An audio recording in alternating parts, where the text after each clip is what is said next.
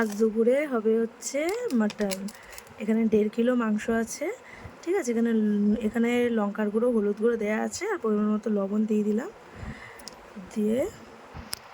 দিয়ে দিলাম অল্প করে সরিষার তেল। এরপর দিয়ে দেবো পরিমাণ মতো রসুন বাটা আর পরিমাণ মতো আদা বাটা।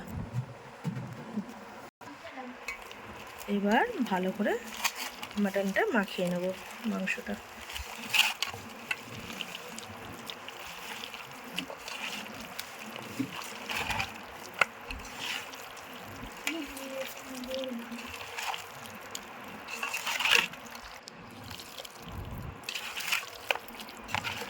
ভালো করে মাখিয়ে নেব, প্রত্যেকটা পিসের মধ্যে লবণ হলুদ ঢুকে যায়।